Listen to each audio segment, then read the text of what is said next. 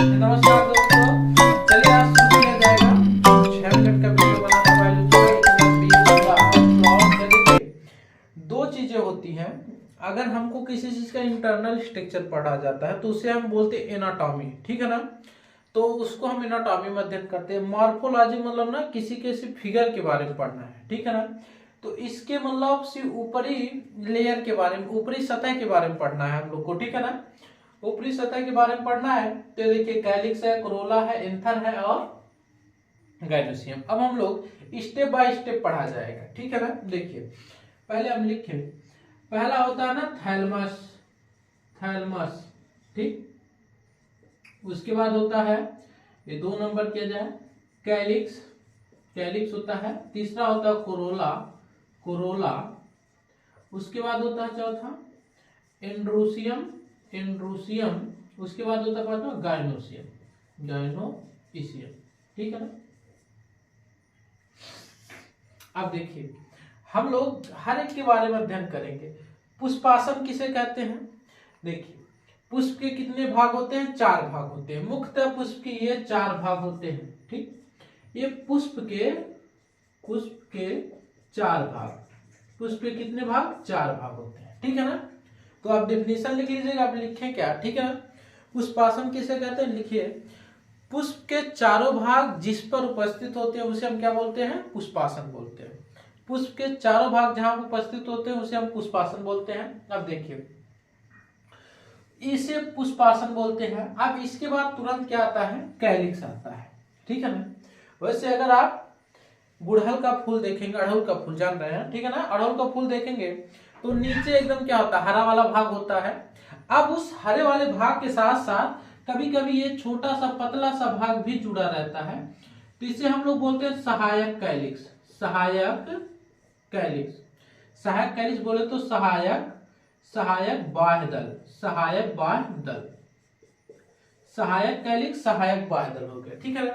अब देखिए, लेकिन हम लोग मुख्यतः कैलिक्स को ही लेते हैं। पुष्प किसी किसी में ही सहायक दल पाए जाते हैं, लेकिन सभी में सहायक दल नहीं पाए जाते हैं। तो क्या हो गया? एक कैलिक्स हो गया, ठीक है ना। देखिए, कैलिक्स जो होता है कई सेपल से मिलकर बना होता है, ठीक है ना। देखिए, कैलिक्स जो होता है, जो तो बाह्य दल होता है, कई सेपल्स बोले तो कई छोटे छोटे बाह्य दलों से मिलकर बना होता है। तो उस पूरे को मिला के हम क्या बोल देते हैं? कैलिक्स बोल देते हैं, ठीक है ना। तो कई सेपल से मिलकर क्या बना होता है? कैलिक्स बना होता है, ठीक है ना। अब देखिए, कैलिक्स का कार्य क्या होता है? कैलिक्स मुख्यतः, कैलिक्स मुख्यतः हरे होते हैं, हरे होते हैं। और दूसरा यह पुष्प की, यह पुष्प की कलिका अवस्था में, कलिका अवस्था में, कलिका अवस्था में सुरक्षा करते हैं, सुरक्षा करते हैं। यह पुष्प की कलिका अवस्था में क्या करते हैं? सुरक्षा करते हैं, ठीक है ना। अगली बात, ये कभी भी मकरंद, मकरंद का स्राव नहीं करते हैं, मकरंद का स्राव नहीं करते हैं। ये कभी भी मकरंद का स्राव नहीं करते हैं। ये कभी भी क्या करते हैं? मकरंद का स्राव नहीं करते हैं, ठीक है ना। अब देखिए, इतनी चीजें सिर्फ क्या है? कैलिक्स के बारे में। हेडिंग डाल के कैलिक्स ये लिखेगा, ये मुख्यतः हरे होते हैं, पुष्प की कलिका अवस्था में सुरक्षा करते हैं, कभी भी मकरंद का स्राव। मकरंद क्या होता है? मकरंद मतलब सुगंधित पदार्थ, सुगंधित पदार्थ। अरे सेंट मारते हो ना भाई, सेंट मारते होंगे, मान लाइन मारने के लिए है ना, परफ्यूम वर्फ्यूम मारते हैं हम लोग, ठीक है ना। मतलब यार परफ्यूम मारते हो ना, तो उसके लिए मारते हो। तो जो भी है, मतलब किसी चीज को जो पुष्प होता है ना, वो सुगंध निकालता है, क्या करने के लिए? अपनी तरफ आकर्षित करने के लिए। जैसे आप सेंट मारते ना किसी को आकर्षित करने के लिए, वैसा वो निकालता है ना। तो अब देखिए, मुक्त हरे होते हैं, यह पुष्प की कलिका अवस्था में सुरक्षा करते हैं, कभी भी मकरंद का स्राव नहीं करते हैं, ठीक है ना। अब देखिए, ये मुख्य तो होता है लाइन मारने वाला, एक सबसे मेन होता है, ठीक है ना। अब दूसरा क्या आ गया? कोरोला आ गया। यह है अंतःदल, क्या है? कोरोला है, इसे बोलते हैं अंतःदल। अब कोरोला भी जैसे देखिए, कुछ जैसे हम एक मार्कर, कई मार्कर एक साथ मिला दे तो हम बोलेंगे मार्कर का गुच्छा बन गया। उसी प्रकार से जो कोरोला होता है, कई छोटे छोटे पेटल्स से मिलकर बना होता है, जिसे हम क्या बोलते हैं, कोरोला बोलते हैं। इसको हिंदी में क्या बोलते हैं, अंतःदल बोलते हैं। ठीक है ना, अंतःदल। अब देखिए अंतःदल का मुख्य कार्य क्या होता है। अंतःदल जो होते हैं रंगीन होते हैं, रंगीन मतलब हरे हरे पीले नीले हो जाते हैं, मुख्यतः ये लाल होते हैं, अड़हुल के फूल में लाल होते हैं। और क्या सेमर आपके गांव में होगा ना, सेमर भी लाल होता है। ठीक है ना, सेमर लाल होता है। तो ये लाल होता है ना, अभी बता रहे हैं। मकरंद का स्राव करता है, ये मकरंद बोले तो सुगंधित पदार्थ निकालता है। सुगंधित पदार्थ निकालता है किस लिए, किसी चीज को अट्रैक्ट करने के लिए, हमारी तरफ आए। अब किसको अपनी तरफ खींच रहा है, आप बता रहे हैं आपको किसको खींचेगा, परागकण को खींचेगा। ये जो होता है ना, ये सुगंधित पदार्थ निकालता है, जिससे जो इसके पौधे के हैं, जो इसके पौधे के परागकण हैं, इसकी तरफ आकर्षित हो, मतलब दूसरे के पास ना जाए, है ना। जैसे आप किसी के पास जा रहे हैं, आप वो सोचती है क्या सिर्फ आप उसी के पास जाए, तो अपने आप को बनाए रखेगी, है ना। इसी प्रकार से ये सोचता है कि हमारे अलावा वो किसी और के पास ना जाए, इसीलिए क्या करता है, सुगंधित पदार्थ का स्राव करता है। ठीक है ना, तो स्राव करता है जिससे उसकी पहचान हो जाए कि यही जिसे हम जिसके पास पहली बार हम गए थे वही मकरंद है। ठीक है ना, तो अब देखिए अंतःदल का क्या कार्य हो जाएगा। अब आप क्या बोलेंगे, अंतःदल जो होते हैं कैलिक्स बाह्य दल के अंदर पाए जाते हैं, ये रंगीन होते हैं, ये मकरंद का स्राव करते हैं, ये परागण में सहायता करते हैं। ठीक है ना, ये 3 पॉइंट हो गए। अब आ जाइए एंथर, बोले तो नर जनांग। ठीक है ना, एंड्रूसियम है, नर जनांग है, पुंकेसर बोलते हैं, पुमंग बोलते हैं, पुमंग। ठीक है ना, अब एंड्रूसियम के मुख्यतः 2 भाग होते हैं, एक एंथर होता है, एक फिलामेंट होता है। क्या होता है, एंथर होता है और फिलामेंट होता है। ठीक है जी। अब हम देखिए ये जो बाह्य दल है दोनों हम मिटा दे रहे हैं। ठीक है ना, इसको हम मिटा दे रहे हैं, हम लोग जितना पढ़ लिए हैं उसको खत्म कर दिया जाए, तब मजा आएगा। ठीक, अब देखिए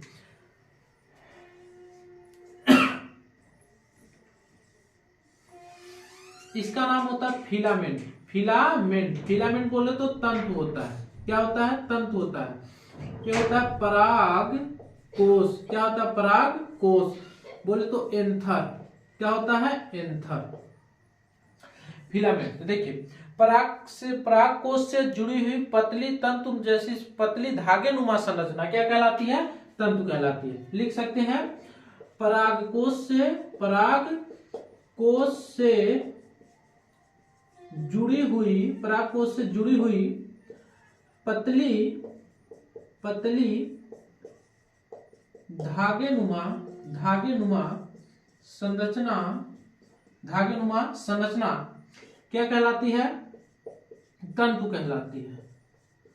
है, तंतु कहलाती है। पराग कोष से जुड़ी हुई पतली धागे नुमा संरचना क्या कहलाती है, तंतु कहलाती है। ठीक, अब देखिए एंथर है पराग कोष।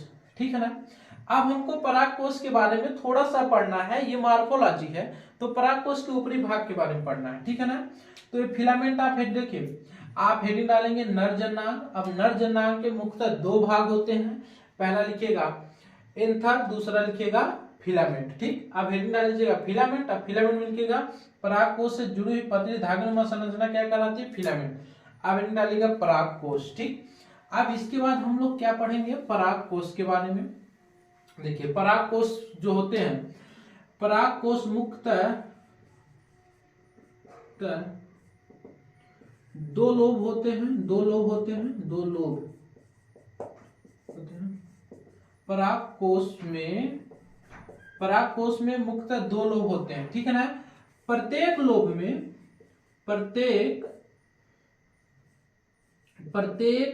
में 2 कोष्ठक पाए जाते हैं, 2 कोष्ठक पाए जाते हैं। प्रत्येक लोब में 2 कोष्ठक पाए जाते हैं। अब देखिए हम थोड़ा अब इसको ना, प्रत्येक लोब में 2 कोष्ठक पाए जाते हैं, तो दोनों लोब में कितने 4 हो जाएंगे। तो देखिए अगर हम लोग पराग कोष का ऐसे टीएस काट दिया जाए तो इसमें ऐसे 4 लोब दिखेगा। ठीक है ना, इसमें कितना दिखेगा, 4 लोब दिखेगा। ठीक, एक कोष्ठक एक है, एक कोष्ठक एक कोष्ठक, ठीक, 1 2 3 4, 4 कोष्ठक है, इसलिए इसको बोला जाता है टेट्रालोबल। टेट्रालोबल, लोबल बोले तो चतुर्कोष्ठकी, चतुर्थ कोष्ठकी बोला जाता है, ठीक है ना, टेट्रालोबल बोला जाता है। ये पराग कोष के बारे में इतना था, ठीक है ना। अब देखिए एक बात और है, हम लोग बोलते हैं पराग कोष मुख्यतः 2 लोब होते हैं, और यहाँ पे देखिए जो गैप है ना, इसको बोलते हैं संयोजी ऊतक। क्या बोलते हैं? संयोजी ऊतक। क्या बोलेंगे? संयोजी ऊतक। हम बोलेंगे पराग कोष के चारों लोब जिस ऊतक द्वारा जुड़े होते हैं उसे हम क्या बोलते हैं? संयोजी ऊतक बोलते हैं, ठीक है ना। पराग कोष के चारों लोब जिस ऊतक से एक दूसरे से जुड़े होते हैं उसे हम क्या बोलते हैं? संयोजी ऊतक बोलते हैं। और पराग कोष में एक धागेनुमा संरचना होती है जिसे हम क्या बोलते हैं? फिलामेंट बोलते हैं। अभी देखिए ये सिर्फ अभी हम लोग पुष्प के बारे में पढ़ रहे हैं। अभी हम लोग एंथर पढ़ना शुरू करेंगे तो एंथर का निर्माण पढ़ेंगे, एंथर में बीजाणुओं का निर्माण पढ़ेंगे, लग बीजाणु जनन पढ़ेंगे, ठीक है ना। तो आप इसे बस ऊपर वाला फिगर देखिए, ठीक है।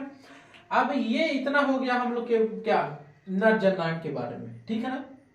नर जननांग के मुख्य 2 भाग, पराग कोष और स्तन, दोनों आप पढ़नी है। अब आ जाइए ना फीमेल में, ठीक। अब आ जाइए फीमेल वाले भाग में। फीमेल वाले भाग में अब आएंगे तो हम कुछ चीजें यहां फिर से बना रहे हैं। देखिए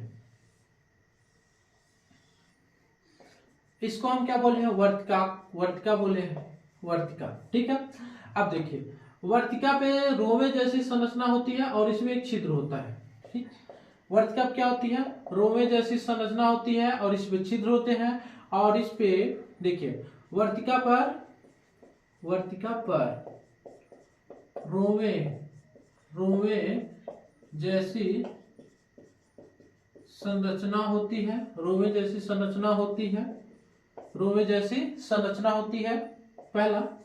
और इसमें क्या है? एक पतला छिद्र होता है, एक पतला छिद्र होता है जिसके द्वारा पराग नलिका बीजांड के पास जाती है, बीजांड के पास जाती है, ठीक है ना। अब हम लोग क्या पर वर्तिका पर रोवे जैसी संरचना होती है और दूसरा एक पतला छिद्र होता है, ये छिद्र होता है, ठीक है ना, जिसके द्वारा पराग नलिका उसके अंदर जाती है। अब देखिए इस वर्तिका पर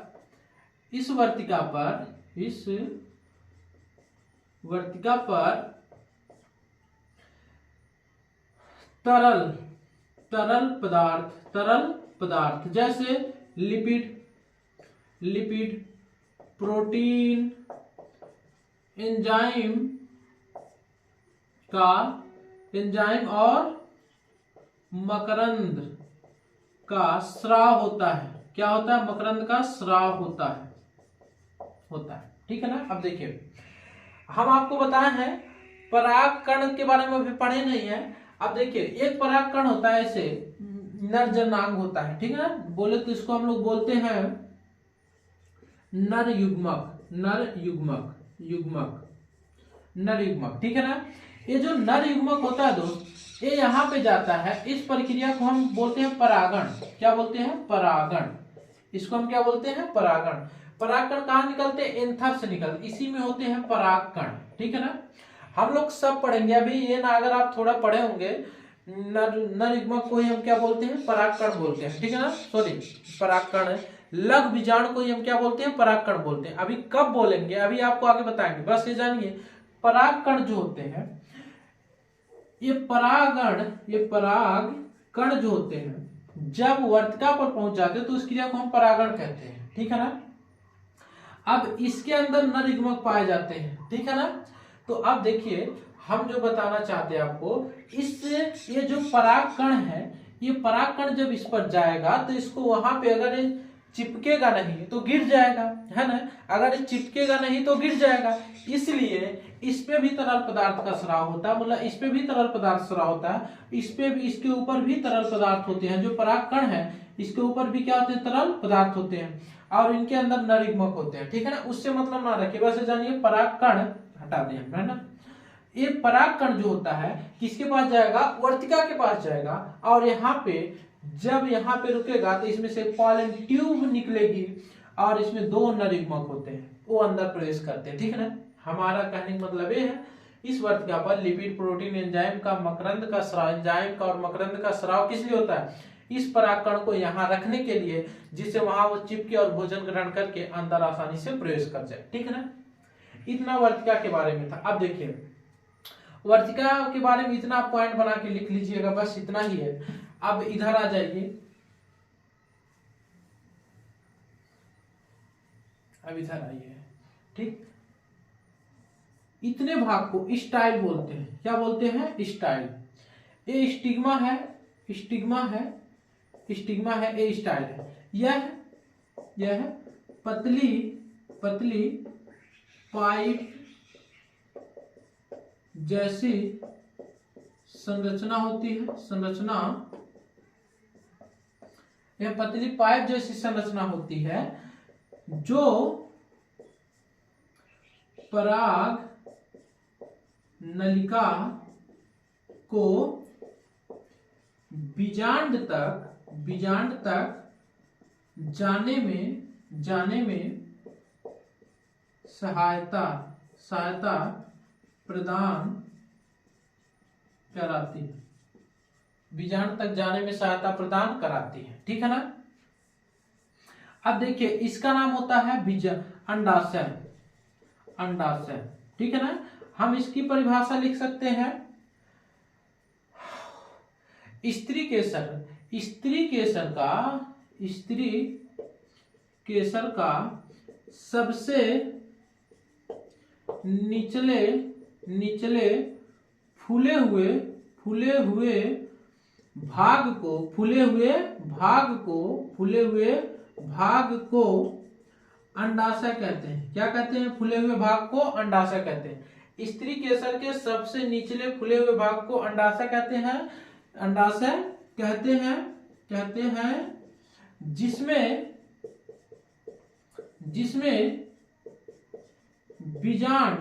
बीजांड उपस्थित होता है, जिसमें बीजांड उपस्थित होता है, ठीक है ना। इतना चीज हम लोग किस में पढ़े हैं, पुष्प में पढ़े हैं। अब देखिए एक परिभाषा और आपको किताब में मिलेगी ना, पुष्प क्रम। देखिए पुष्प के चारों भाग एक निश्चित क्रम में व्यवस्थित होते हैं। कैसे, पुष्प के चारों भाग एक निश्चित क्रम में व्यवस्थित होते हैं, जिसे हम लोग क्या बोलते हैं, पुष्प क्रम बोलते हैं। क्या बोलते हैं, पुष्प क्रम बोलते हैं, ठीक। अब देखिए ये सिर्फ पुष्प के बारे में था, कैलिस, कोरोला, इंडोसियम, गाइनोसियम के बारे में था। अब देखिए कुछ चीजें होती हैं जो अब इस समय बोर्ड के सिलेबस में नहीं है दोस्त, ठीक है ना। अगर आप कहीं पढ़ लिए तो कोई बात नहीं, लेकिन उसको फालतू का पढ़ाया, जैसे होता है ना वियुक्त बाह्यदल, संयुक्त बाह्यदल, ठीक है ना। हम थोड़ा सा आपको बता दे रहे हैं, नहीं तो अगर आप कहीं पढ़ेंगे तो बोलेंगे मेरा छूट गया, ठीक है ना।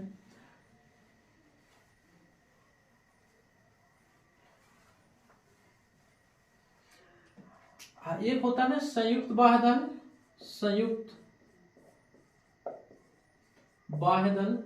बाह्यदल और दूसरा होता है वियुक्त बाह्यदल। देखिए संयुक्त बाह्यदल में आप गुड़हल का फूल ले लीजिए, गुड़हल संयुक्त बाह्यदल का मतलब एक कैलिक्स है, ठीक है ना, कैलिक्स। संयुक्त बाह्यदल कहने मतलब है वह पुष्प जिसमें बाह्यदल एक दूसरे से जुड़े होते हैं। क्या होते हैं, एक दूसरे से जुड़े होते हैं, उसे संयुक्त बाह्यदल कहते हैं। जैसे गुड़हल, जो हरा वाला भाग होता है ना, उसका हरा वाला भाग होता है, उसे हम क्या बोलते हैं, संयुक्त बाह्यदल कहेंगे। अब वियुक्त बाह्यदल मतलब सरसों देख लीजिए, सरसों, क्या देख लीजिए, सरसों में जो बाह्यदल आप नीचे देखेंगे सब अलग अलग होते हैं, उसको हम क्या बोलते हैं, वियुक्त बाह्यदल। लेकिन ये इस समय सिलेबस में नहीं है, इसलिए पढ़ने की बहुत जरूरत नहीं, लेकिन अगर आपकी इच्छा होगी तो किताब से पढ़ सकते हैं, ठीक। लेकिन अब देखिए कैलिस कोरोला का जितना हम कार्य बताए उतना आप याद रखिए, इतना ही बोर्ड में पूछा जाएगा दोस्त, ज्यादा आप पढ़ के बाद में याद नहीं कर पाएंगे। ठीक, अब देखिए हम लोग को पढ़ना है एंथर और बोले तो स्त्री केसर और पुंकेसर पढ़ना है। स्त्री केसर और पुंकेसर हम लोग डिटेल पढ़ेंगे। एंथर अगले वीडियो में आपको एंथर का पहले परिवर्धन पढ़ेंगे, एक वीडियो हो जाए। एंथर के परिवर्धन के बाद फिर उसमें लघु बीजाणु जनन पढ़ेंगे, फिर एक वीडियो में फिर परागकण पढ़ेंगे। ठीक, फिर परागकण में पॉलन ट्यूब का निर्माण पर नर युग्मक जनन पढ़ेंगे, तब आपका मेल पार्ट खत्म होगा। ठीक है ना। अब हम लोग ये बात तक पढ़ लिए, अब हमको इसके बारे में पढ़ना है और इस पूरे फीमेल के बारे में पढ़ना है। ठीक है ना, जिसमें आपको टाइम लगेगा, तो आपको अगले वीडियो में हम मिलते हैं। लेकिन अगला वीडियो छोटा होगा लेकिन बहुत ही काम का होगा। ठीक।